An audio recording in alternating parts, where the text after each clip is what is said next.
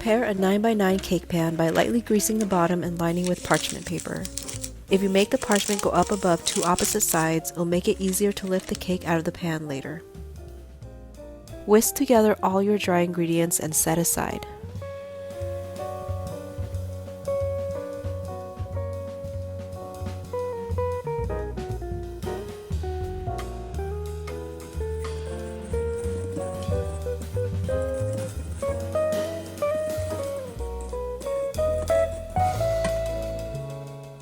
In a separate bowl, add your eggs and both granulated and brown sugar and beat together for about 4 to 5 minutes on medium speed.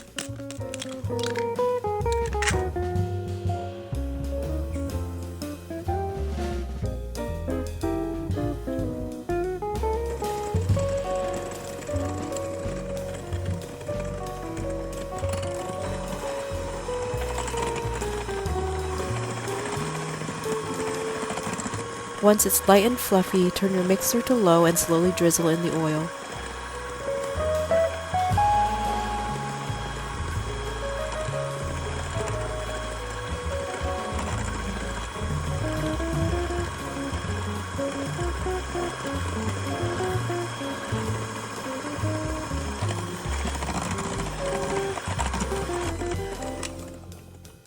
Then add your pumpkin puree, sour cream, and vanilla extract and mix well.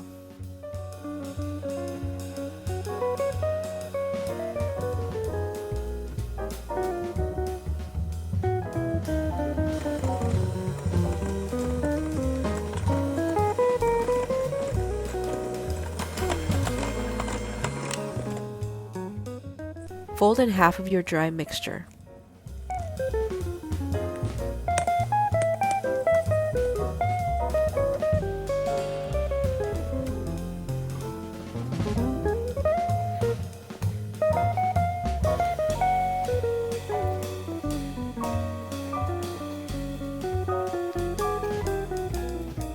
Once it's mostly combined, fold in the rest of your flour mixture until you no longer see streaks of flour and then stop.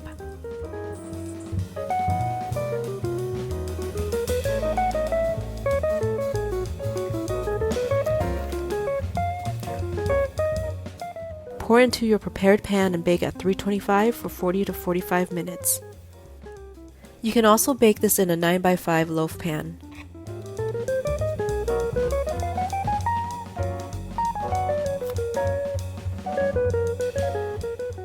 Now this step is completely optional, but you can sprinkle a layer of cinnamon sugar to create a cinnamon swirl throughout the center of your cake.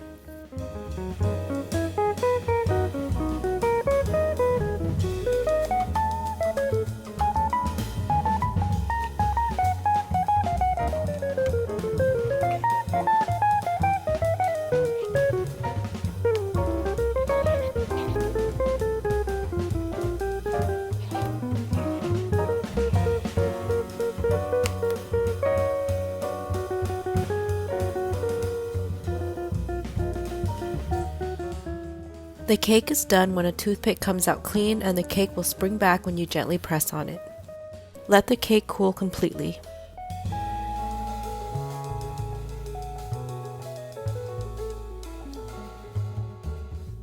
To make the frosting, we are going to start by melting our butter on medium heat. Use a light colored pan so you can see the browning on the bottom. We are basically caramelizing the milk solids, and this creates such an amazing nutty flavor and smells amazing. It will first melt and then start to bubble and foam as the water is cooking out of the butter.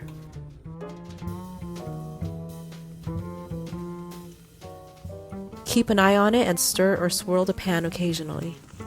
Don't walk away because it can go from brown butter to burnt butter pretty quickly.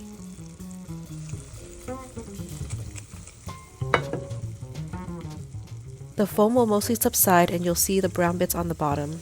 This took me about 10 minutes.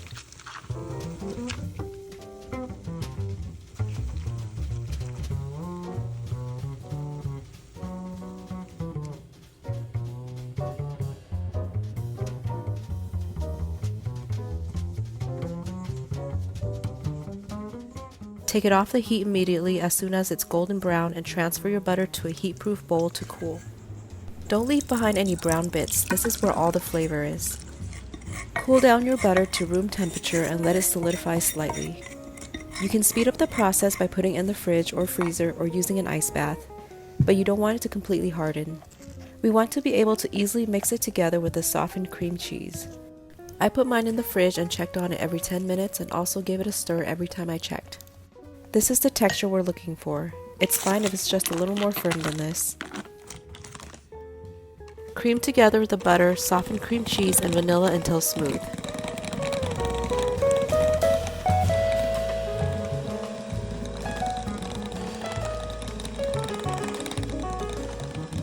Stop to scrape the bowl as needed.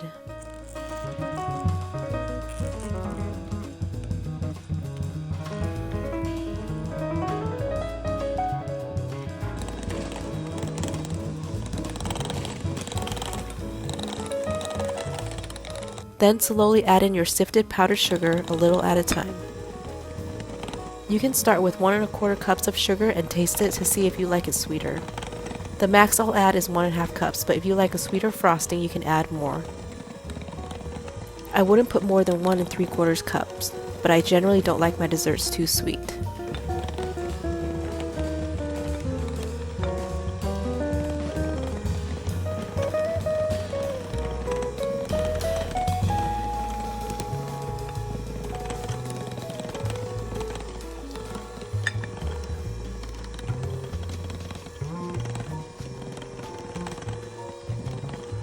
Finish off with salt and some nutmeg or cinnamon.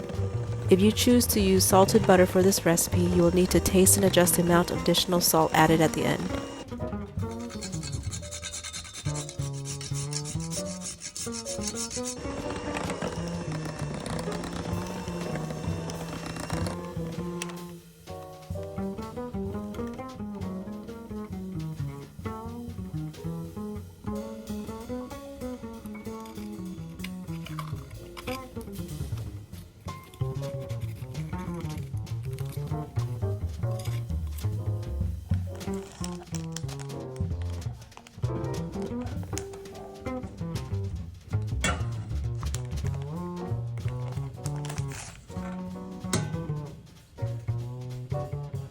Top your completely cooled sheet cake with the beautiful cream cheese frosting.